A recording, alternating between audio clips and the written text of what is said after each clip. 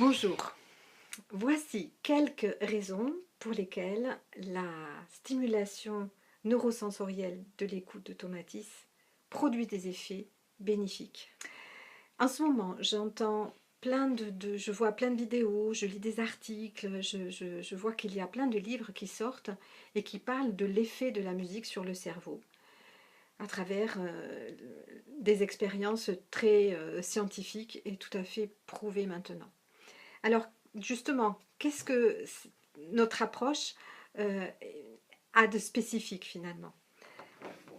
D'abord, c'est que on va utiliser un procédé électronique qui va faire travailler spécifiquement les muscles de l'oreille moyenne ici. Cette oreille moyenne qui est comme un pont-levis entre dehors et dedans.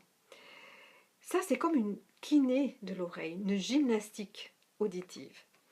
Ensuite, on va utiliser des musiques qui contiennent beaucoup d'harmoniques aiguës. Vous savez, ces petits sons qui sont à l'intérieur du son fondamental et qu'on ne perçoit pas toujours de façon consciente.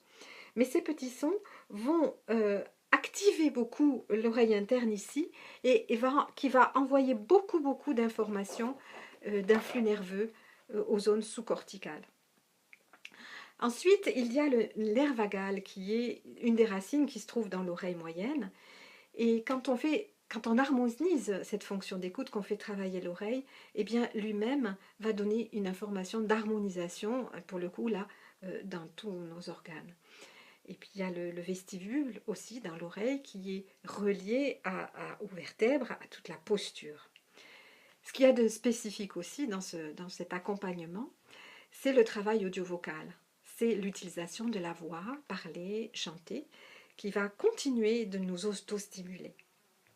Et puis, il y a aussi l'enregistrement de la voix de la maman pour certains enfants, que l'on va modifier de façon à ce qu'ils l'écoutent, un peu comme s'ils l'entendaient quand ils étaient dans le ventre de la maman. Et cela aussi produit des effets absolument étonnants, dont je reparlerai peut-être un peu plus tard.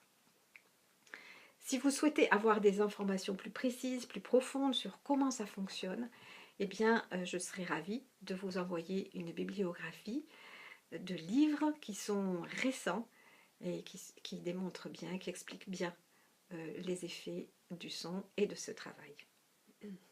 Vous l'avez vu, l'oreille touche à plein de zones différentes de la personne et donc les résultats sont variés et sont fonction de la disponibilité de la personne au changement.